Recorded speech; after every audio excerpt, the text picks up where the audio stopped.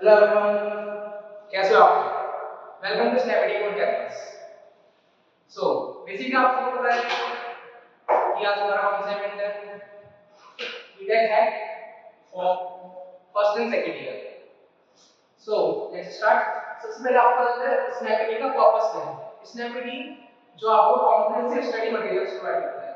Study materials जैसे कि important questions, notes, study materials में तरह आपके पीवाईक्यूज एंड हम लोग इसमें कम्युनिटी सपोर्ट एंगेजमेंट भी, जिसमें हमारी कम्युनिटी है जिसमें आप लोग एक दूसरे से एंगेज कर सकते हैं, अपने डाउट्स क्लियर कर सकते हैं।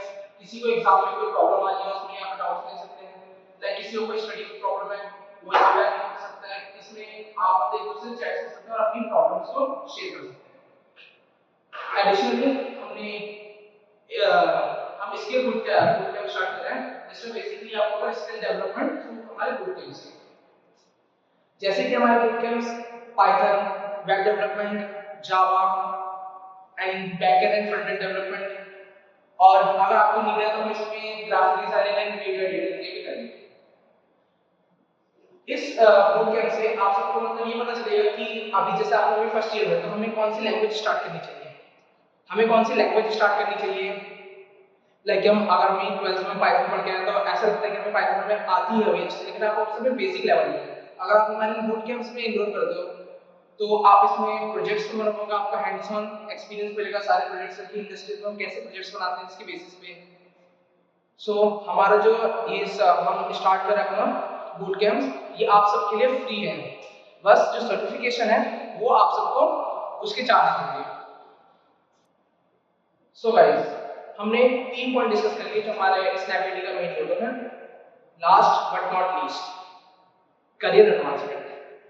इसमें बेसिकली हम आपको आपकी टेक प्रोफाइल्स कैसे आपको इंप्रूव करनी है, आप अपनी कौन से टेक प्रोफाइल को मेंटेन करना है, इन सब की आपको डिटेल्स में हम एज अ सेशंस देंगे।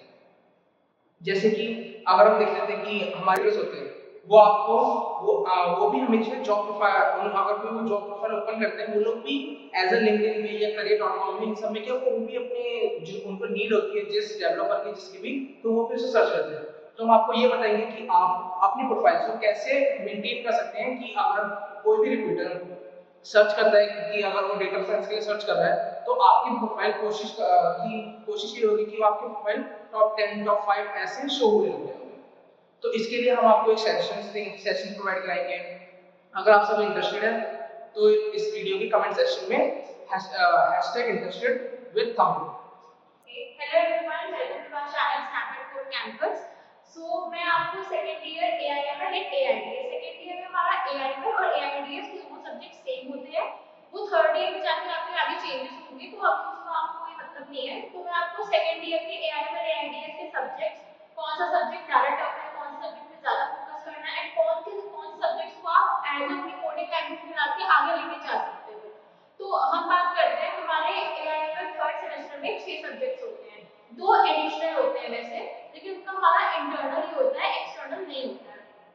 तो सबसे पहले हमारी बात आती है, सबसे पहले हमारा सब्जेक्ट होता है foundation of data science. Foundation of data science में हमारा मेनली क्या होता है कि उसमें डेटा साइंस के बारे में पढ़ते हैं, कैसे कैसे हम डेटा सेट्स को विजुअलाइज करें, कैसे कैसे हम अपनी पाइथन लैंग्वेज से डेटा साइंस के जो सारे काम हैं, जो प्रोजेक्ट्स हैं, उनको आसान कर सकें। तो अगर आप फाउंडेशन ऑफ डेटा साइंस की बात करें तो आपका सब्जेक्ट मीडियम लेवल पे आता है, उसमें ऐसा भी नहीं कि बहुत टफ क्वेश्चंस आएंगे और ऐसा भी बहुत इजी लेवल पे होते हैं। बट अगर आपको पाइथन अच्छे से आती है, जैसे कि अभी आपको कहते हैं नानिश ने बताया कि पाइथन के बूट कैंप्स में चलेंगे, तो अगर आप पाइथन के बूट कैंप्स को देखते हैं तो वो पाइथन के बूट कैंप्स आपके लिए इस सब्जेक्ट के लिए काफी अच्छे रहेंगे। जैसे मैं अगर फाउंडेशन ऑफ डेटा साइंस के बारे में अपने बताऊं तो जब हम लोगों ने फाउंडेशन ऑफ डेटा साइंस पढ़ा तो इजी सब इजी हमें लगा था, क्योंकि ऑलरेडी पाइथन मैंने कवर अप कर चुका मतलब कर चुकी थी मैं उसको। आपके यूनिट 1 आपका इंट्रोडक्शन टू डेटा साइंस ही होगा। यूनिट 2 में जब आएंगे तो आपके पाइथन के इंट्रोडक्शन होगा एंड कुछ लाइब्रेरीज भी बने बताएंगे, जैसे हमारा नंपाई आ जाता है, लाइब्रेरी हमारा पांडास आ जाता है। फिर यूनिट 3 में आपको डेटा विजुअलाइजेशन के बारे में पढ़ाया जाएगा एंड आपको यूनिट 4 जो होगा वो फाइल हैंडलिंग के बारे में बताया जाएगा, एक्सेप्शन हैंडलिंग होगा उसके बारे में बताया जाएगा। तो फाउंडेशन ऑफ डेटा साइंस आपका अच्छा सब्जेक्ट है, अगर आप उस पर ज्यादा फोकस करते हैं, स्पेशली एआईडीएस वाले बच्चे इस सब्जेक्ट पे ज्यादा फोकस करें, क्योंकि डेटा साइंस उनके लिए एक रूट है, एक बेस है। अगर वो उसको अच्छे से पढ़ लेंगे तो आगे डेटा सेट्स को विजुअलाइज करना, उसको देखना, उसको समझना आपके लिए बहुत इजी होगा। नाउ हम अपने सेकंड सब्जेक्ट पे आते हैं, तो हमारा सेकंड सब्जेक्ट है principle intelligence. Principle of artificial intelligence आपका जो है उसमें एआई के बारे में सारी जानकारी रहेगी आपकी, आपको एआई की नॉलेज दी जाएगी एज अ बेस लेवल पे। उसमें आपका थ्योरेटिकल पार्ट रहेगा, कोडिंग पार्ट कुछ है लेकिन ज्यादा नहीं है। तो अगर हम इसकी बात करें प्रिंसिपल ऑफ आर्टिफिशियल इंटेलिजेंस की, तो ये भी आपका इजी ही सब्जेक्ट है। अगर आपको एआई के बारे में थोड़ी बहुत नॉलेज पहले से होगी तो आप सब्जेक्ट को अच्छे से कर लेंगे। Now we are coming to our third subject data structure. Data structure जो है वो प्लेसमेंट के पर्सपेक्टिव से, एग्जाम के पर्सपेक्टिव से एंड कोडिंग के पर्सपेक्टिव से, तीनों पर्सपेक्टिव से आपका सबसे मेन सब्जेक्ट होता है एंड काफी टफ सब्जेक्ट होता है। अगर थ्योरी की बात करें थर्ड सेमेस्टर की, तो हाँ थ्योरेटिकली इजी है, आप कर लोगे, एरेज लिंक्ड लिस्ट इन सब के बारे में बताया जाएगा। लेकिन कोडिंग के पर्सपेक्टिव से अगर आप स्टार्टिंग से तैयारी करते हुए नहीं चलेंगे तो फोर्थ ईयर में आपको बहुत दिक्कत आएगी। So I recommend to you that कि आप डेटा स्ट्रक्चर को सेकंड ईयर में अच्छे से पढ़ना चूज करें। अब बात आती है डेटा स्ट्रक्चर हम करें किसमें। अगर मैं कॉलेज की बात बताऊं तो मोस्टली कॉलेजेस जो है वो सी प्रोग्रामिंग में कराते हैं, जो कंपनीज बिल्कुल भी नहीं पूछती हैं। तो कॉलेज के पर्सपेक्टिव से आप सिर्फ थ्योरेटिकल नॉलेज लीजिएगा एंड सी प्रोग्राम को थोड़ा बहुत आपको कोड करना आता है, इतना ही करेगा कॉलेज के पर्सपेक्टिव से। तो बेसिकली हमारा क्या था कि हम डेटा स्ट्रक्चर जो है आपको एक लैंग्वेज चूज करनी है, या तो आप पाइथन में करो, या तो आप सी प्लस प्लस में करो, और या तो फिर आप उसको जावा में करो। क्योंकि अगर हम प्लेसमेंट्स की और हम अगर इंटर्नशिप्स के पर्सपेक्टिव से देखते हैं या कोडिंग चैलेंजेस के पर्सपेक्टिव से देखते हैं, आप आगे आपके कोडिंग कॉम्पिटिशन होंगे उनके पर्सपेक्टिव से इनकी तीन लैंग्वेजेस में सबसे ज्यादा डेटा स्ट्रक्चर पूछा जाता है। तो मैं आपको यही रिकमेंड करूंगी कि आप जो अपनी एक लैंग्वेज चूज करेंगे, चाहे पाइथन हो, चाहे जावा हो, चाहे सी प्लस प्लस हो, आप उसी में ही डेटा स्ट्रक्चर्स को प्रैक्टिस करने की कोशिश करना। अब बात आती है प्रैक्टिस कहाँ से करना है। तो मुझे लगता होगा कि अगर सेकंड ईयर में तो मोस्टली लगभग लोगों को पता होगा कि हाँ लीड कोड है हमारा, कोड शेफ है, कोड हेल्प है, वीक्स फॉर वीक्स में प्रैक्टिस कर सकते हैं। और तो पीडब्ल्यू स्किल्स के भी काफी सारे वो आ गए आईडी, उसमें भी आप प्रैक्टिस कर सकते हैं, उसमें भी क्वेश्चंस है। इस ट्राइबल की डीएससी शीट्स भी काफी अच्छी है, आप उसको भी रिकमेंड कर सकते हो। तो ये बात है हमारी प्रैक्टिस की। अगर आप सेकंड ईयर से प्रैक्टिस करते हैं तो अच्छी बात है, आपका पिच अच्छा होगा, फोर्थ ईयर तक आते आते आपको पैटर्न अच्छे से पता चल जाएंगे। क्योंकि जब अभी आप सेकंड ईयर में, थर्ड ईयर में जब आप आते हैं तो आपको एल्गोरिथम्स खुद से बनानी आनी चाहिए, आपको एल्गोरिथम्स लिखना आना चाहिए। तो अगर उससे पहले आपकी डीएससी में पिच और कमांड बहुत अच्छी होगी तो वो आपके लिए बहुत अच्छा रहेगा। तो डीएससी आपका काफी मेन सब्जेक्ट है, ये नहीं कि आपका ऐसा पीछा छूट जाएगा, इससे आपको कभी पीछा नहीं छूटने वाला। आप कंपनी में जॉब करेंगे तब भी नहीं एंड अभी भी नहीं, तो इसको आप जितनी जल्दी स्टार्ट करते हैं उतना ही अच्छा रहेगा। अब हम अपनी बात आते हैं मैथ्स के सब्जेक्ट की। तो मैथ्स हमारा अपनी एआई और एआईटीएस का जो रहता है वो probability, stats and linear algebra रहता है। अगर जिसको मान लेते हैं किसी को बहुत एआई में बहुत बच्चे जिनको एमएल मशीन लर्निंग इंजीनियर नहीं बनना है, किसी को डेटा साइंस इंजीनियर नहीं बनना, उनको ब्रांच मिली है तो वो कर रहे हैं, या किसी को सिर्फ बेसिक नॉलेज चाहिए एमएल की। बट अगर जिसको एमएलपी की फील्ड में जाना है, जिसको पूरा टोटली एमएल में ही देना है, तो उनके लिए प्रोबेबिलिटी, स्टैट्स और लीनियर अलजेब्रा बहुत ज्यादा इंपॉर्टेंट है। अगर आपको प्रोबेबिलिटी नहीं आती होगी, तो आपको स्टैट्स नहीं आता, आपको लीनियर अलजेब्रा की नॉलेज नहीं होगी आपको, तो आप एमएल पे कमांड अपने अच्छे नहीं कर पाएंगे। क्योंकि एमएल में सबसे ज्यादा मैथ्स ही है, मैथ्स के बेसिस पे आप एल्गोरिथम्स पे कमांड अपनी अच्छी रख सकते हैं।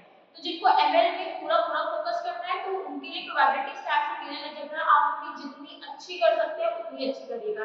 एंड फॉर नॉर्मली अगर मैं बताऊं प्रोबेबिलिटी, स्टैट्स और लीनियर अलजेब्रा कॉलेज के पर्सपेक्टिव से, तो हाँ ना तो बहुत इजी है एंड ना बहुत ज्यादा टफ है, मीडियम लेवल पे आता है। अगर आपने अच्छी प्रैक्टिस करी है, क्लासेस ली है, आपको नॉलेज है, देन आपके इसमें अच्छे स्कोर जरूर आएंगे। अब बात आती है हमारे फिफ्थ सब्जेक्ट की, यूनिवर्सल ह्यूमन वैल्यूज है। यूनिवर्सल ह्यूमन वैल्यूज हमारा थ्योरेटिकली सब्जेक्ट है पूरा पूरा, उसमें ऐसा कुछ भी नहीं है कि बहुत ज्यादा दिमाग लगाना है, कुछ भी करना है। आप उसको आप उसकी क्लासेस लिए थोड़ी बहुत, अगर आप एक दो हफ्ते पहले थोड़ा देते हो, टोटली मेन फोकस इस पे इंग्लिश में करा गया है। तो अगर आपकी इंग्लिश अच्छी है, आप थोड़ा वैल्यूज एंड एथिक्स आप फर्स्ट ईयर में पढ़ चुके होंगे, जो सेकंड ईयर वाले हैं उनको पता होगा। अगर आप एथिक्स वगैरह इन सब की बस इसी चीज के बारे में है आपको, तो ये आपको बहुत इजी सब्जेक्ट आता है, आप उसको पढ़ लोगे। सबसे लास्ट हमारा जो सब्जेक्ट है वो है हमारा critical reasoning and critical thinking. तो क्रिटिकल रीजनिंग की अगर मैं बात बताऊं तो वो भी आपका काफी इजी सब्जेक्ट है। मोस्टली अगर मैं आपको बताऊं तो इसमें आपकी लॉजिकल थिंकिंग पे ज्यादा ध्यान दिया गया है। लाइक जो आपके क्वेश्चंस आएंगे एंड टर्म में, आपको जो कॉलेज में पढ़ाया जाएगा वो थ्योरी नॉलेज होगी, उसमें आपको ये नहीं बताएगा कि हाँ अगर आपको ये सिनेरियो आता है तो आप क्या जवाब देते हो, ऐसा कुछ भी नहीं होगा। आपको थ्योरेटिकली बताया जाएगा, बट वो चीज आपको पेपर पे इंप्लीमेंट करनी है। लाइक जो एंड तक का पेपर आता है वो थ्योरी से काफी अलग आता है, उसमें आपको सिनेरियो दिए जाते हैं, उस सिनेरियो के बेसिस पे आपको अपने आंसर देने होते हैं, लाइक आपका वो लॉजिक चेक करते हैं। तो ये चैप्टर, ये जो सब्जेक्ट है आपका, ये भी काफी इजी है। तो हमारे थर्ड सेमेस्टर के सारे सब्जेक्ट्स कवर अप हो चुके हैं। तो इसमें अगर मैं आपको लास्ट में ओवरव्यू दूं तो आपको डेटा साइंस वालों को फाउंडेशन ऑफ डेटा साइंस अच्छे से पढ़ना है, प्लस फॉर ML2 क्योंकि उसमें पाइथन में पढ़ाया जाएगा आपको ये, तो ML के लिए पाइथन आनी चाहिए, डेटा साइंस के लिए पाइथन आनी चाहिए। तो फाउंडेशन ऑफ डेटा साइंस में ज़्यादा ध्यान दीजिएगा। प्रिंसिपल ऑफ AI पे, हाँ अगर आपको आगे AI में आपको लगता है कि आपको AI में जाना है तो आप AI में ज़्यादा ध्यान दीजिएगा। एंड सबसे देखा जाए तो इसमें आपका सबसे टफ सब्जेक्ट जो है वो डेटा स्ट्रक्चर है। एंड एक और सब्जेक्ट हमारा है AI में AIDS में, वो है digital logic. Digital logic design जो आपका सब्जेक्ट है, इसमें आपको बाइनरी नंबर्स हो गए, लाइक जो इलेक्ट्रॉनिक चीज से रिलेटेड है, आपका माइक्रो प्रोसेसर, इन सब से रिलेटेड चीजें हैं उनके बारे में। तो थर्ड सेमेस्टर में आपका डिजिटल लॉजिक काफी इजी है। अगर आपने अच्छी क्लासेस ली हैं, आपका मैथमेटिकल ऑपरेशन अच्छा है, तो आप डिजिटल लॉजिक भी आराम से कर लोगे। तो डिजिटल लॉजिक भी आपका इजी सब्जेक्ट में आता है, बट मेनली फोकस आप डेटा स्ट्रक्चर में करना, फाउंडेशन ऑफ डेटा साइंस में करना, एंड हाँ डिजिटल लॉजिक में करना, क्योंकि डिजिटल लॉजिक आपका जो है वो थर्ड ईयर में इसका एडवांस वर्जन रहेगा, तो इसलिए इसमें ज़्यादा ध्यान दीजिएगा। तो हमारा थर्ड सेमेस्टर जो है वो पूरा खत्म हो चुका है। तो ना अब हमारी बात आती है फोर्थ सेमेस्टर सब्जेक्ट्स की। तो फोर्थ सेमेस्टर में हमारे पूरे 8 सब्जेक्ट होते हैं, जिसमें से आपके 2 सब्जेक्ट जो होते हैं वो आपके इंटरनल ही रहते हैं, बाकी 6 सब्जेक्ट आपके इंटरनल और एक्सटर्नल दोनों होता है। तो फोर्थ सेमेस्टर में हमारे सारे सब्जेक्ट्स काफी टफ भी होते हैं, एंड वो हमारे कोडिंग प्लेसमेंट से लेके हर एक चीज के लिए बहुत इंपॉर्टेंट होते हैं। आप उसमें से कोई भी एक सब्जेक्ट को स्किप कर ही नहीं सकते कि हाँ ये नहीं पढ़ा तो चल गया, ये नहीं पढ़ा तो चल गया, ऐसा कुछ भी नहीं होगा। तो हमारा जो पहला सब्जेक्ट आता है फोर्थ सेमेस्टर में, OOPS आता है, object oriented programming. Object oriented programming जो है आपकी, उसमें आपको ऑब्जेक्ट्स, क्लास, इन सब के बारे में बताया जाएगा। तो अगर मैं AI और AIDS की बात करूँ तो फोर्थ सेमेस्टर में आपका ऑब्जेक्ट ओरिएंटेड प्रोग्रामिंग जो है वो जावा में है, और जावा काफी टफ लैंग्वेजेस में भी आता है, जावा बहुत इंपॉर्टेंट मानी जाती है। तो OOPS में आपको बहुत ज्यादा ध्यान देना पड़ेगा। OOPS में अगर मैं बताऊं तो आपका 80% कोडिंग ही रहेगा, 20% की थ्योरेटिकल नॉलेज रहेगी। तो आपको सबसे ज्यादा इसमें कोड पे ही फोकस करना है। पेपर में भी अगर आपको एक क्वेश्चन दिया जाएगा तो अगर वो आधा क्वेश्चन थ्योरी होगा और आधा में कोड जरूर पूछा होगा। आपका कोई भी क्वेश्चन ऐसा हो ही नहीं सकता जिसमें कोडिंग ना पूछी हो आपसे। तो OOPS में बहुत ध्यान देना है।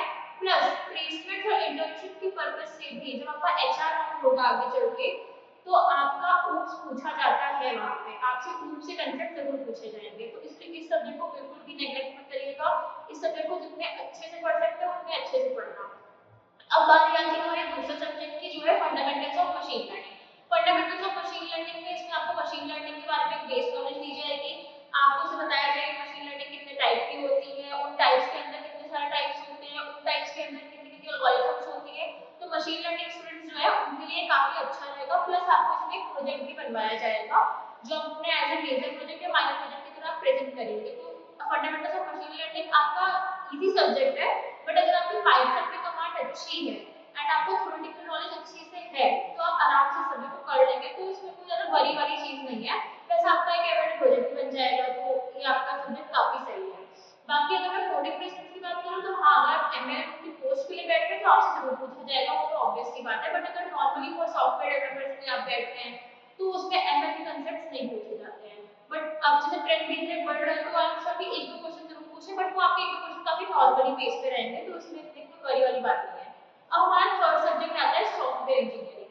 सॉफ्टवेयर इंजीनियरिंग जो होता है वो हमारा कोडिंग, प्लेसमेंट, इन सब चीजों के लिए पूछा जाता ही जाता है। प्लेसमेंट इंटर्नशिप्स में कोडिंग में काफी पूछा जाता है सॉफ्टवेयर इंजीनियरिंग। सॉफ्टवेयर इंजीनियरिंग में आपको ये सब बताएंगे कि सॉफ्टवेयर टेस्टिंग कैसे होती है, सॉफ्टवेयर इंजीनियरिंग है क्या, प्लस हमारे जो टेस्ट सॉफ्टवेयर टेस्टर्स और सॉफ्टवेयर डेवलपर्स में क्या डिफरेंस होता है।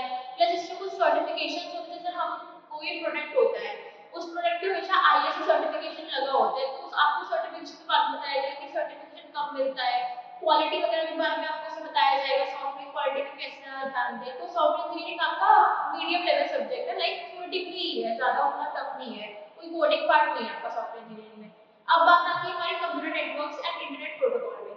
कंप्यूटर नेटवर्क्स आपका बहुत ही इंपॉर्टेंट सब्जेक्ट है, क्योंकि प्लेसमेंट्स में जब आपका HR राउंड होता है, इंटरव्यू राउंड होता है, आपका कंप्यूटर नेटवर्क्स पूछा ही पूछा जाता है। लाइक आपको एक अच्छी नॉलेज होनी चाहिए कि जो डेटा है वो कैसे जा रहा है, वो किस रूट से जा रहा है, आपको सारे पैकेट्स के बारे में, आपको IP एड्रेसेस के बारे में अच्छे से पता होना चाहिए। और कंप्यूटर नेटवर्क का पेपर भी एक टिपिकल आता है, लाइक उसमें पूछा कुछ और जाता है, आपको लगता है कि ये पूछा जा रहा है, बट ऐसा होता नहीं है, पूछा कुछ और ही जाता होता है। तो इसमें आपकी कमांड अच्छी होनी चाहिए। एंड आपको कंप्यूटर नेटवर्क एक ऐसा सब्जेक्ट है कि इसमें ये नहीं है कि आपकी इंग्लिश अच्छी है तो आप खुद से बना के लिख देंगे, इसमें आपको पॉइंट टू वर्ड ही लिखना पड़ेगा क्योंकि वैसे ही प्रोसेस होते हैं। तो इसमें आपको ज़्यादा से ज़्यादा फोकस करना है एंड वैसे भी आपको जानकारी होनी चाहिए कि डेटा कैसे जा रहा है, डेटा कैसे पहुंच रहा है, क्लाइंट सर्वर कैसे किससे कनेक्ट कर रहे हैं, कितने प्रोटोकॉल्स यूज हो रहे हैं, तो इन सब की आपको एक अच्छी नॉलेज होनी चाहिए। तो कंप्यूटर नेटवर्क्स पे बहुत ज़्यादा फोकस रहिएगा क्योंकि ये आपको आगे भी काम आएगा। एंड पर्सनली बताओ थर्ड ईयर में भी जब आप आगे सब्जेक्ट्स पढ़ेंगे तो उसमें आपको कंप्यूटर नेटवर्क की जानकारी नहीं रहेगी, डेटा कहाँ से कैसे जा रहा है, तो आपको बहुत दिक्कत आएगी, आप नहीं समझ पाओगे क्या चीज़ क्या होगी, क्योंकि आपका आगे चल के सब्जेक्ट है काफ़ी टफ हो जाएंगे एंड सारे सब्जेक्ट्स जो है वो आपके पिछले सब्जेक्ट से काफ़ी इंटर रिलेटेड है, तो इसलिए कंप्यूटर नेटवर्क पे अच्छे से ध्यान दीजिएगा। अब बारी आती है हमारे मैथ्स के सब्जेक्ट की, तो हमारा इस सेमेस्टर जो मैथ्स है वो कंप्यूटेशनल मैथ्स है।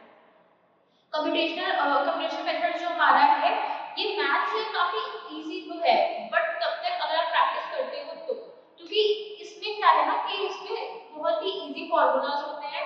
आपको अगर फॉर्मूला आता है, आपको अगर स्टेप्स पता है कि इस स्टेप के बाद ये करना है, इस स्टेप के बाद ये करना है, तो आपका कंप्यूटेशनल मेथड बहुत ही इजी सब्जेक्ट है। मतलब ये मैथ ऐसे है कि इसमें अगर आपको फॉर्मूला पता है, आपको स्टेप पता है, मतलब इसमें खुद से भी दिमाग नहीं लगाना कि आपको x नहीं दिया तो आपको वहां से x निकालना पड़ेगा, या आपको ये चीज नहीं दी है तो आपको पुराने कंसेप्ट यूज करके वो चीज निकालनी पड़ेगी, ऐसा बिल्कुल भी नहीं है।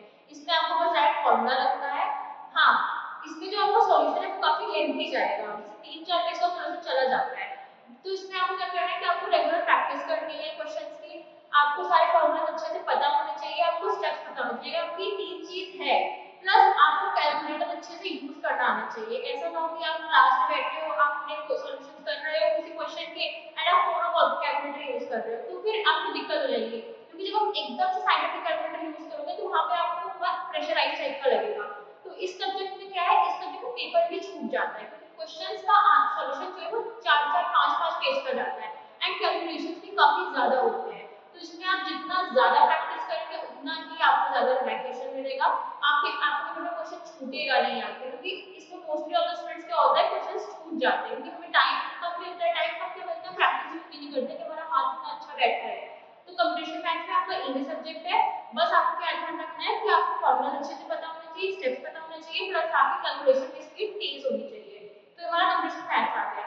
अब इसके बाद हमारा जो सब्जेक्ट आता है वो है DBMS, डेटाबेस मैनेजमेंट सिस्टम। तो डेटाबेस मैनेजमेंट सिस्टम भी आपका बहुत ही ज्यादा क्या कहते हैं इंपॉर्टेंट सब्जेक्ट है, क्योंकि डेटाबेस बहुत जरूरत है। लाइक आपका अगर आपके पास डेटा है एंड आपको पता ही नहीं कि उसे फीड कैसे करना है, उसमें डेटा ऐड कैसे करना है, आप कोई वेबसाइट बना रहे हो, आप कोई इंटरफेस बना रहे हो, उसमें आपको ये नहीं पता कि डेटा लाना कैसे है, डेटा को डिलीट कैसे करना है, डेटा को अपडेट कैसे करना है, तो कोई मतलब ही नहीं होता। आप कोई भी चीज सीखोगे, चाहे आप डेवलपमेंट सीख लो, चाहे मशीन लर्निंग सीख लो, चाहे आप एंड्रॉइड डेवलपमेंट सीख लो, चाहे कुछ भी सीख लो, डेटाबेस तो हर जगह यूज होगा क्योंकि डेटा को कहीं ना कहीं तो फीड करोगे ना आखिर।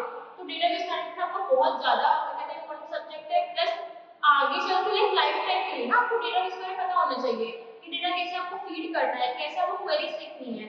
डेटा में एसक्यूएल क्वेरीज होती है, NoSQL होती है, उसमें ढेर सारे डेटाबेस होते हैं, तो आपको हर एक चीज के बारे में पता होना चाहिए। बिना डेटाबेस के तो आप कोई काम कर नहीं पाओगे, मतलब आपके पास मान लो कोई सामान है बट आपके पास बॉक्सेस ही नहीं है, कंटेनर्स ही नहीं है, तो आप उसको कहाँ पे रखोगे। तो सेम यहाँ पर भी ऐसे ही होता है, हमारे सॉफ्टवेयर इंजीनियरिंग CSE में भी यही होता है कि आप पे ढेर सारा डेटा होता है, तो वो डेटा कहाँ पे रखोगे, कहाँ अपडेट करोगे, कैसे करोगे। तो इसलिए डेटाबेस आपका हर एक पॉइंट ऑफ व्यू से काफी इंपॉर्टेंट सब्जेक्ट है, तो इस DBMS को आप काफी अच्छे से पढ़िएगा। तो हमारे ये सारे सब्जेक्ट हो गए हैं। सो बेसिकली हमारे ये सारे सब्जेक्ट फोर्थ सेमेस्टर में है, तो देखा जाए तो हमारा सेकंड ईयर पूरा कवर अप हो चुका है, हमें पता चल चुका है कौन से सब्जेक्ट हमारे इजी है, कौन से टफ है। So I wish you all the best for your year. And अगर आपको कोई भी डाउट हो किसी भी चीज से रिलेटेड, तो आप कमेंट सेक्शन में अपने डाउट जरूर लिखिएगा, हम ज्यादा से ज्यादा रीच आउट करेंगे कि आपके डाउट्स को क्लियर कर सकें, और अगर लगेगा कि एक ही लोग के जैसे कॉमन डाउट्स है तो हम उस पर एक मीडिया सेशन जरूर रखेंगे। Okay, thank you so much everyone. जैसे कि आप यहाँ पर समझ रहे हैं कंप्लीट AIML AIDS का एक रोड मैप देके आप अपने पूरे सेकंड ईयर में कैसे कैसे लेवल वाइज चल सकते हो सब्जेक्ट को लेकर। सो हम अभी स्टार्ट करते हैं हमें CSE में CSCO ITU CSI, बेसिकली इनमें सब्जेक्ट्स हमारे सेम होते हैं। तो जैसे कि हम थर्ड सेमेस्टर का देख लेते हैं। थर्ड सेमेस्टर में पहले हमारा सब्जेक्ट क्या होता है, DSA जैसे कि आपको समझ होता है कि वो काम हार्ड होता है, जिससे हम उसे प्लेसमेंट के पॉइंट ऑफ व्यू से देखें या अपने एग्जाम पॉइंट ऑफ व्यू से देखें। अगर आप कभी भी एग्जाम जो लिखते हैं, एग्जाम लिखने के लिए इसमें पैटर्न होता है कि अगर आपको ऐसे क्वेश्चन है जैसे बहुत से क्वेश्चन रिपीट होते हैं, लाइक आपके एरेज के क्वेश्चन, स्ट्रिंग्स के क्वेश्चन, तो आप जो है जैसे एरेज हो गया, एरेज का अगर आपको अब हम लोग बात करेंगे, मैं आपको बताऊंगी कि फर्स्ट ईयर कैसे शुरू होता है, कैसे सब्जेक्ट्स होते हैं, कितने आपके सब्जेक्ट्स होते हैं, काफी सारे चेंजेस भी होते हैं।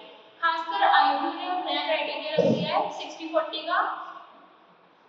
ओके, सो बेसिकली हमारा क्या है कि हमारा इंटरनल जो हम लोग फर्स्ट ईयर में ना, तो हमारा इंटरनल 25 का था एंड एक्सटर्नल हमारा 75 का था। बट अब क्या हो गया है, आईबी ने क्राइटेरिया निकाला है कि आपका इंटरनल 40 मार्क्स का रहेगा, आपका एक्सटर्नल 60 मार्क्स का रहेगा। ओके, तो हम बात करते हैं हमारे सब्जेक्ट्स की। तो फर्स्ट सेमेस्टर में क्या होता है, हमारे फर्स्ट सेमेस्टर में होता ये है कि सब्जेक्ट्स होते सबके सेम ही है, बट होता क्या है कि लाइक मान लीजिए कुछ क्लासेस का सब्जेक्ट अगर सी प्रोग्रामिंग है, जैसे सी प्रोग्रामिंग और इलेक्ट्रिकल साइंस हमारे दो सब्जेक्ट होते हैं जो हाफ हाफ डिवाइड होते हैं। लेकिन आधे बैच का सी प्रोग्रामिंग है तो आधे बैच को उसी टाइम में उसी सेमेस्टर में इलेक्ट्रिकल साइंस पढ़ाया जाएगा। बट जिस सेमेस्टर में मान लीजिए फर्स्ट सेमेस्टर में आपने सी प्रोग्रामिंग पढ़ा, तो आप सेकंड सेमेस्टर में इलेक्ट्रिकल साइंस पढ़ेंगे एंड जिन बच्चों को फर्स्ट सेमेस्टर में इलेक्ट्रिकल साइंस पढ़ाया जाएगा वो सेकंड सेमेस्टर में जाके प्रोग्रामिंग इन सी पढ़ेंगे। ओके, ऐसे ही और सब्जेक्ट आपका है जिसको केमिस्ट्री और ईवीएस है, केमिस्ट्री एंड एनवायरमेंटल स्टडीज। तो जो बच्चे फर्स्ट सेमेस्टर में एनवायरमेंटल स्टडीज पढ़ेंगे वो सेकंड सेमेस्टर में जाके केमिस्ट्री पढ़ेंगे एंड जो बच्चे फर्स्ट सेमेस्टर में रहेंगे केमिस्ट्री पढ़ेंगे वो उसमें जाके एनवायरमेंटल स्टडीज पढ़ेंगे। ओके, तो ये हमारे कुछ सब्जेक्ट में थोड़ा सा मिक्सअप हो जाता है इधर उधर और कोई बात नहीं है। बाकी आप फर्स्ट ईयर में ये सारे सब्जेक्ट सब बच्चे पढ़ेंगे, वो थोड़ा डिवाइडेड रहता है। अब बात आती है फर्स्ट सेमेस्टर के सब्जेक्ट्स की। तो फर्स्ट सेमेस्टर में आपका पहला सब्जेक्ट जो आता है वो है अप्लाइड फिजिक्स। अप्लाइड फिजिक्स जो आपका सब्जेक्ट है वो फिजिक्स ही रहेगी, पूरी ज्यादा वरीज करने की जरूरत नहीं है क्योंकि आप जो 12th फिजिक्स पढ़कर आए हैं उसी का बस थोड़ा डीपली वर्जन है, इसको लाइक थोड़ा डीपली पढ़ाया जाएगा हर एक चीजें। ओके, तो अगर मैं आपको एग्जाम के पॉइंट ऑफ व्यू से बताऊं तो हाँ, आपको न्यूमेरिकल्स पर ज्यादा फोकस करना है एंड जितना आप न्यूमेरिकल्स पे अच्छे से अपनी क्विज बना पाएंगे उतना ही ज्यादा सही रहेगा। बाकी थ्योरी की पार्ट भी है, ऐसा नहीं है। एंड आप इस चीज का ध्यान रखिएगा अपने एग्जाम के टाइम कि आप जितना ज्यादा डायग्राम से शोकेस कर सकते हैं फिजिक्स में, लाइक डायग्राम से आप समझा सकते हैं। अगर आप डायग्राम को रिवाइंड कर सकते हैं तो आप डायग्राम जरूर यूज करिएगा अपने पेपर में। तो फिजिक्स में ऐसा कुछ है कि लाइक कोई नया टॉपिक रहेगा कुछ नहीं, जो आप पहले पढ़ चुके होंगे वही आपका रहेगा इसमें एंड आपकी लैब में होगी जिसमें आपको प्रैक्टिकल कराया जाएगा। अब बात है दूसरे सब्जेक्ट में, तो वो आपका अप्लाइड मैथमेटिक्स 1। अप्लाइड मैथमेटिक्स 1 की बात करूं तो ये भी आपका सेम ऐसे ये मैथ्स है, ऑब्वियस बात है टफ होगी ही। एंड हां, अप्लाइड मैथमेटिक्स 1 ज्यादा टफ है। होता क्या है कि फर्स्ट सेमेस्टर बच्चे बहुत इजीली लेते हैं हर सब्जेक्ट को, तो उनकी बैक बहुत ज्यादा आती है। तो आप इस चीज का ध्यान रखिएगा कि फिजिक्स और मैथ्स आप एक अच्छी रखिएगा, स्टार्टिंग से ही उस पे काम करिएगा, न्यूमेरिकल्स प्रैक्टिस करिएगा। अगर मैथ्स की बात करूं तो आपने जो 12th में आपने डिफरेंशियल इक्वेशंस एंड ये सब चीजें पढ़ी होंगी, उसका थोड़ा ज्यादा इसमें रहेगा, लाइक आपको टेलर सीरीज पढ़ाई जाएगी, तो ऐसे ही चीजें रहेंगी। होगा अगर हम ओवरव्यू दो तो 80% आपका इसमें कैलकुलस ही है, 80% कैलकुलस ही इसमें आपका रहेगा। थोड़ी बहुत चीजें मैट्रिसेस और डिटरमिनेंट्स आपने पढ़ रखा है 12th में, उसका बस थोड़ा सा इसमें थोड़ा ज्यादा पार्ट है, तो मैट्रिसेस और डिटरमिनेंट्स जो आता है हमारा इजी सब्जेक्ट मतलब इजी यूनिट्स है, बट 80% आपका इसमें कैलकुलस रहेगा। तो इस बात का मेक श्योर ध्यान रखिएगा कि आप इस सब्जेक्ट को काफी अच्छे से करें। मैथ्स को लाइटली मत लीजिएगा क्योंकि इसमें बहुत ज्यादा बैक लगती है, मैथ्स में अगर बैक लग जाती है तो वो क्लियर बिल्कुल भी नहीं होती है। तो ये हमारी मैथ्स और फिजिक्स की बात होगी। अब हम बात करते हैं केमिस्ट्री की। तो जिन बच्चों का इस सेमेस्टर केमिस्ट्री रहेगा उनका नेक्स्ट सेमेस्टर प्रोग्रामिंग इन सी रहेगा। तो प्रोग्रामिंग इन सी की बात हम आगे करेंगे, केमिस्ट्री पे आते हैं। तो केमिस्ट्री में आपका लाइक नॉर्मल इक्वेशंस वगैरह रहेंगे, केमिकल रिएक्शंस रहेंगे जो आप पहले पढ़ चुके हैं, उसका थोड़ा सा ज्यादा पार्ट इसमें रहेगा। बेसिकली फर्स्ट सेमेस्टर आपका क्या होता है कि 12th में आप जो पढ़ के आते हैं ना तो उसी का थोड़ा डीपली उसमें घुस जाते हैं, बाकी सब चीजें वैसी रहती है। बट कॉलेज में और स्कूल में फर्क होता है, लिखने में, फॉर्मेटिंग में, चीजों को प्रेजेंट करने में बहुत फर्क होता है। स्कूल में क्या होता है 2 मार्क्स का क्वेश्चन आया, आपने 3-4 लाइन लिख दिया खत्म, बट कॉलेज में ऐसा बिल्कुल नहीं होता है। अगर आपका 2 मार्क्स का क्वेश्चन है तो आपको एटलीस्ट 1 to 2 पेजेस को भरने ही भरने पड़ेंगे वरना आपको मार्क्स नहीं दिए जाएंगे। तो इसमें ये चीज रहती है। एंड हाँ, टफ तो थोड़ा रहता ही है क्योंकि हमारा माइंड उस तरह से काम करता है, हम धीरे चीजें सीखते हैं। तो अप्लाइड केमिस्ट्री आपका मीडियम सब्जेक्ट है, बट हाँ थोड़ा फोकस आपको करना पड़ेगा केमिस्ट्री में। इक्वेशंस कुछ टफ सी होती है तो केमिकल रिएक्शन को याद करना पड़ता है, प्लस इसमें काफी सारे मॉडल्स भी हैं और फिर उनके बारे में आपको थोड़ा पढ़ना पड़ेगा। एक्सपेरिमेंट्स हैं इसमें कुछ जिनको लिख के बताया गया, तो आपको उसमें भी ध्यान देना पड़ेगा। अब हम इसी के साइड बाय साइड देखते हैं प्रोग्रामिंग इन सी। तो प्रोग्रामिंग सी की बात करूँ तो वो आपका इजी है, इतना टफ नहीं है। बेसिकली वो प्रोग्रामिंग सी हमारी पहली लैंग्वेज होती है, तो इसलिए हम इसको पढ़ाते हैं। फर्स्ट सेमेस्टर में प्रोग्रामिंग इन सी इसलिए पढ़ाया जाता है क्योंकि आप ना एक फैमिलियर हो जाते हो प्रोग्रामिंग लैंग्वेज से। तो अगर मैं इसकी बात करूँ तो प्रोग्रामिंग इन सी में आपका पेपर में आपके 2 से 3 कोड जरूर आएंगे। बाकी एक चीज का आप हमेशा ध्यान रखो, पेपर में प्रोग्रामिंग इन सी के खासकर अगर आपका थ्योरी क्वेश्चन भी आ रहा है, मान लो आपसे पूछ ले रहे ऑपरेटर्स क्या हैं, कितने टाइप के ऑपरेटर्स हैं, तो हो सके तो आप चाहे छोटा सा सिंटेक्स ही लिख दें सी का कि हाँ प्रोग्रामिंग के सी में आपको एडिशन करना है, तो आप एडिशन कैसे करोगे, तो आपका 2-3 लाइन का कोड बनेगा, उससे तो कोड नहीं बनेगा।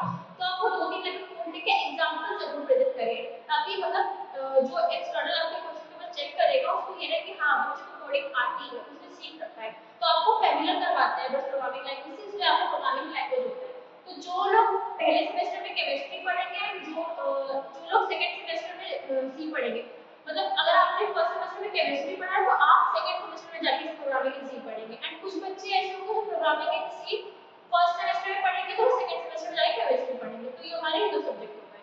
अब बात आती है हमारी सब्जेक्ट की। इलेक्ट्रिकल साइंस सब्जेक्ट आपका इंपॉर्टेंट सब्जेक्ट है। ये नहीं कह रही कि हाँ वो आगे प्लेसमेंट के लिए बिल्कुल भी नहीं, ऐसा बिल्कुल भी नहीं। आपसे कोई भी पूछने वाला इलेक्ट्रिकल साइंस क्या है क्या है क्या, उसमें आप बेसिकली जो पढ़ेंगे आप मोटर्स एंड जनरेटर्स के बारे में ज्यादातर पढ़ेंगे, तो ये आपसे कोई नहीं पूछने वाला। बट एग्जाम के लिए हाँ है, क्योंकि इलेक्ट्रिकल साइंस में बहुत बच्चों की बैक लगती है, तो इसको आप ज्यादा लाइटली मत लीजिएगा कि हाँ सुनने में इजी लगता है बट ऐसा होता नहीं। न्यूमेरिकल्स काफी टफ आते हैं इसमें, तो आप इस चीज का ध्यान रखिए। आप इसमें न्यूमेरिकली और थ्योरेटिकली दोनों पिच काफी अच्छी है, तो इलेक्ट्रिकल साइंस में आपको अच्छे से फोकस करना है। अब बात आती है हमारा सब्जेक्ट होता है एनवायरमेंटल स्टडीज। एनवायरमेंटल स्टडीज आपका बहुत ही सब्जेक्ट होता है। मेनली उसमें एनवायरमेंट और सराउंडिंग चीजों को कवर अप करा गया है। तो जैसे आप ईवीएस वेबसाइट क्लास में पढ़े थे सेम जस्ट वैसे ही है। तो ईवीएस में आपको कोई ज्यादा मेहनत नहीं करनी, कोई ज्यादा दिमाग नहीं लगाना, आपको बस ये कि हाँ आपने क्लासेस लिए थोड़ी बहुत, आपको एनवायरमेंट के बारे में अच्छी नॉलेज है, प्लस अगर आपकी इंग्लिश अच्छी है, आप ज्यादातर पेजेस पढ़ सकते हो, उतना ही अच्छा है, तो आपको उसमें अच्छे मार्क्स मिल जाएंगे। अब हमारी बात आती है, अब हम बात करते हैं अपने सेकंड सेमेस्टर के सब्जेक्ट्स की। तो हमारे सेकंड सेमेस्टर में भी 6 सब्जेक्ट्स होते हैं। उसमें से 2 सब्जेक्ट्स हमारे वही रहते हैं जो हमने फर्स्ट सेमेस्टर में पढ़े होते हैं, अप्लाइड मैथमेटिक्स और फिजिक्स। बट फर्क क्या होता है, ये अप्लाइड मैथमेटिक्स 2 होता है और अप्लाइड फिजिक्स 2 होता है। तो अप्लाइड मैथमेटिक्स में हमारा इसमें लैब टेस्ट आ जाता है और भी काफी सारे नए यूनिट्स आ जाते हैं जो आपका फर्स्ट सेमेस्टर से इंटरलेट तो करता है बट बहुत ज्यादा नहीं करता है। बट हाँ अप्लाइड मैथमेटिक्स को आपका मैथमेटिक्स 1 की कंपैरिजन थोड़ा सा इजी होता है, ज्यादा नहीं बट थोड़ा सा। बट इसमें आपको अच्छे से मेहनत करनी पड़ेगी वरना इसमें बैंक आने के चांसेस रहते हैं। अब बात आती है अप्लाइड फिजिक्स 2 की। तो आपका अप्लाइड फिजिक्स 2 ज्यादा टफ होता है comparison to applied physics 1। Applied physics 2 थोड़ा सा ज्यादा डीपली हो जाते हैं फिजिक्स में, काफी सारे एक्सपेरिमेंट्स होते हैं, काफी सारी थ्योरम्स नई होती है, काफी सारी नई थ्योरीज होती है, लॉज होते हैं जिनको आपको अच्छे से पढ़ना होता है। आप वही चीज आपको न्यूमेरिकल भी देना होता है, जिसमें न्यूमेरिकल का पोर्शन और थ्योरेटिकल पोर्शन दोनों मतलब वो हम बता नहीं सकते बट रहता है कि हाँ न्यूमेरिकल भी आपका अच्छा खासा रहता है।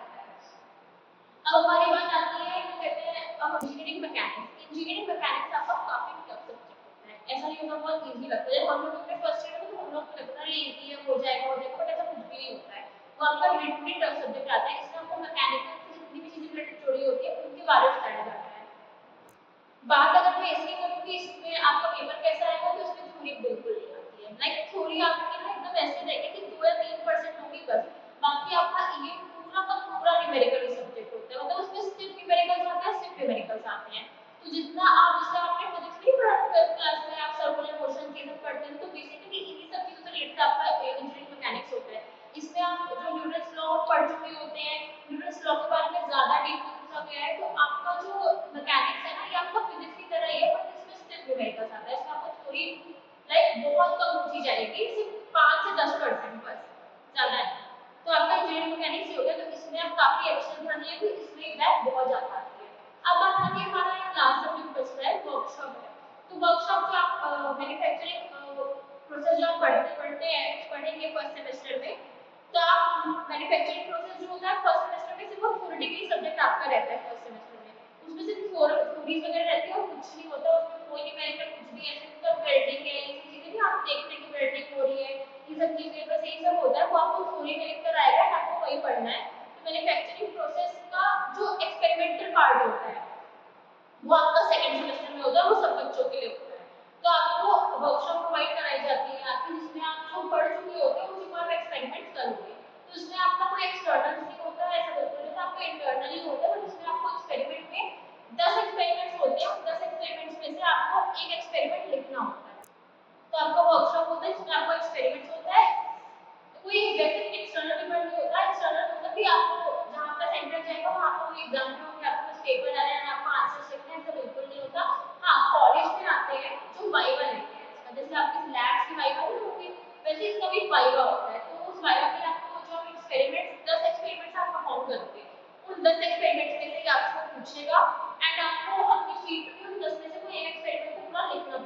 आपका वर्कशॉप है, इसमें ऐसा कुछ नहीं कि आपको तैयारी करनी है डॉल है।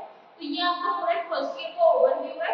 एक गलती बिल्कुल मत करना, किसी भी सब्जेक्ट को ज़्यादा लाइटली मत लेना, क्योंकि फर्स्ट ईयर में सबसे ज़्यादा बैक आती है, क्योंकि बच्चों को ना कुछ पता होता है कैसे करना है कैसे नहीं करना है। तो बेसिकली आपका एक पूरा ओवरव्यू है। एंड कितने सारे चीज़ें चैनल बोलते हैं कि हाँ सीजीपीए मैटर नहीं करता, स्किल्स आनी चाहिए। ये आई एग्री कि स्किल्स आनी चाहिए, बट सीजीपीए मैटर्स ऐसा बिल्कुल नहीं है। आप किसी भी कैंपस में बैठो, 80% कंपनीज का क्राइटेरिया होता है कि हाँ 7.5 से ऊपर सीजीपीए वालों को भी वो शॉर्टलिस्ट करते हैं, उससे ऊपर वालों की वो एप्लीकेशन को कंसीडर करते हैं। तो सीजीपीए मैटर करता है। एंड अगर आपने अपनी फर्स्ट ईयर में सीजीपीए नहीं अच्छी रखी तो धीरे धीरे ऐसा होता है, लेकिन सबके साथ होता है कि हर एक ईयर में हमारे एक दो सब्जेक्ट जरूर वीक होते हैं जिसमें हमें लगता है कि शायद ना हो पाए। तो अगर आपकी स्टार्टिंग में सीजीपीए का फ्लो अच्छा रहेगा तो आपकी ये सीजीपीए वहां पे काम आ जाएगी, आपका एवरेज अच्छा बनेगा। तो फर्स्ट ईयर में गलती मत करना, मैथ्स फिजिक्स ईएमएस सबको बहुत ज्यादा इजीली मत लेना, बहुत टफ सब्जेक्ट्स होते हैं एंड बहुत न्यूमेरिकली सब्जेक्ट्स होते हैं। तो अगर आप अच्छे से नहीं पढ़ेंगे फर्स्ट ईयर में तो आपकी सीजीपीए लिटरली मेंटेन नहीं हो पाएगी, क्योंकि बैक लग जाएगी। तो बैक लगने के बाद सीजीपीए मेंटेन करने का मतलब ही नहीं रखता। तो इसलिए अच्छे से पढ़िएगा, चाहे कितना भी कोई यूट्यूब चैनल कहे कि ऐसा नहीं ऐसा ऐसा नहीं ऐसा, स्किल्स मैटर करती है, बट सीजीपीए के ऊपर किसको कहाँ शोकेस करोगे, तुम किस कंपनी में कर लोगे, ऐसा कुछ भी नहीं होता है। तो जितना अच्छे चीजों को लेके रखेंगे, थोड़ा प्रेशराइज होता है लास्ट मोमेंट में, बट एक अच्छे से मैनेजमेंट करिएगा। मैथ्स रेगुलर करिएगा, फिजिक्स के न्यूमेरिकल्स को हो सके तो जितने अगर एक भी लगा रहे हो बहुत है, it's enough. Programming is C, programming computer science की तो प्रोग्रामिंग तो करनी ही करनी है, इसीलिए ली है कंप्यूटर साइंस। प्रोग्रामिंग पे भी ध्यान दिया था, क्योंकि सी के बेसिक्स अगर अच्छे हो गए तो किसी प्रोग्रामिंग के बेसिक्स को कैच करने में आपको ज़्यादा टाइम नहीं लगेगा, क्योंकि सेकंड ईयर में आओगे तो और ज़्यादा प्रोग्रामिंग लैंग्वेजेस होगी, एंड सेकंड ईयर में तो आपको एक प्रोग्रामिंग लैंग्वेज चूज करनी है, तो ऑब्वियसली सी तो करोगे नहीं, सी का कोई काम है नहीं ऐसा। तो इसीलिए इन सब चीज़ों को अच्छे से लेके चलोगे तो आपका एक अच्छा सा वो बन जाएगा, एक फ्लो अच्छा बना रहेगा, आपकी सीजीपीए भी काफ़ी अच्छी रहेगी। Wish you all the best, आपका फर्स्ट ईयर बहुत अच्छा जाएगा, आप चलोगे। Thank you. जैसे कि भी आपको सब कह रहे हैं एआई मतलब एआईडीएस का कंप्लीट रोड मैप दे दिया कि आपको अपने सारे सब्जेक्ट्स को कैसे टैकल करना है। तो लेट्स स्टार्ट कि हम अब सीएससी सेकंड ईयर के स्टार्ट करते हैं। सबसे पहले हम देख लेते हैं सीएससी थर्ड सेमेस्टर के। थर्ड सेमेस्टर में आपके कैसे कैसे सब्जेक्ट होने वाले हैं, आपको उन्हें कैसे टैकल करने हैं, कि एग्जाम पॉइंट ऑफ व्यू से कैसे पढ़ें और साथ के साथ हम उसे प्लेसमेंट पॉइंट ऑफ व्यू से कैसे पढ़ें। और लाइक कुछ बच्चे होंगे जो गेट एग्जाम देना चाहते होंगे और वो कंटिन्यू आगे पढ़ाई करना चाहते होंगे, तो उनके लिए भी कौन कौन से सब्जेक्ट हमारे अभी सेकंड ईयर के इंपॉर्टेंट है जो हमारे गेट एग्जाम में भी आते हैं। और हमारे इंटरव्यूज में कुछ सब्जेक्ट भी पूछे जाते हैं कि आपके कोर सब्जेक्ट कौन से थे, उनमें क्या होता है वो भी पूछे जाते हैं। तो पहले हम थर्ड सेमेस्टर से स्टार्ट करते हैं आपके कॉलेज के लिए। पहले आपका सब्जेक्ट क्या होता है डीएसए। डीएसए में बेसिकली आपको डेटा स्ट्रक्चर एल्गोरिथम है, इसमें बेसिकली आपके ये अभी आप कॉलेज में कर रहे हो आपको सी लैंग्वेज से चलेगा, लेकिन आपको अगर हम सजेस्ट करें तो आप मतलब अपने as a placement point of view से करो, या आपको ऐसे सीखना है तो डीएसए में आप C++ ये जावा से करेंगे। और अगर आप अपने एग्जाम पॉइंट ऑफ व्यू से देखो, एग्जाम में आपको जो क्वेश्चंस आते हैं, क्वेश्चंस में आपको थ्योरी जो हमारा 70% होता है, देन 30% कोड होता है। लेकिन हमें क्या है कि एग्जाम में मार्क्स चाहिए, मार्क्स के लिए हमें क्या करना पड़ेगा, जैसे अगर आपको कोई एरे का क्वेश्चन है तो आपने एरे को डिफाइन करा, एरे को इनिशियलाइज करा, देन उसकी थोड़ी थ्योरी लिखी, देन आपने उसको सिंटैक्स लिखा, देन आपने प्रॉपर कोड देना होता है जिससे कि एग्जामिनर वो देखे और आपके मार्क्स उसमें ना कटे। तो आप इसमें इजीली 100 आउट ऑफ लाइक आपको एग्जाम में 60 में से होगा तो 60 आउट ऑफ 50 प्लस आप आराम से स्कोर कर पाओगे अगर इस स्ट्रेटजी चलते हैं। ठीक है, नेक्स्ट हम स्टार्ट करते हैं अपना ओप्स। ओप्स में बेसिकली आपके थर्ड सेमेस्टर में ओप्स विद C++ होगा। इसमें ओप्स बेसिकली आपका C++ होगा। इसमें आपको बेसिकली इंपॉर्टेंट टॉपिक्स ही अगर आप इसमें अच्छे से कर लेते हो तो आप इसे आराम से अपने कॉलेज लेवल में निकाल पाओगे। लाइक कि इसमें आपके इनहेरिटेंस, पॉलीमॉर्फिज्म, ये सब चीजें आप एकदम अच्छे से करोगे, इन क्वेश्चन हर साल मतलब रिपीट होते हैं, तो इन कुछ टॉपिक्स पे ज्यादा फोकस करो। ठीक है, देन हमारा नेक्स्ट सब्जेक्ट आता है सीएम। सीएम जैसे कि आपको सत्या ने बताया, सीएम हमारा इजी सब्जेक्ट है, लेकिन बहुतों की इसमें बैक भी आ जाती है। क्यों? क्योंकि ये बहुत ज्यादा लेंथी पड़ जाता है। आपको जितना ही इजी लगेगा, लेकिन जब आप इसे सॉल्व करते हो तो ये बहुत ज्यादा टाइम कंज्यूमिंग होता है सारे क्वेश्चंस।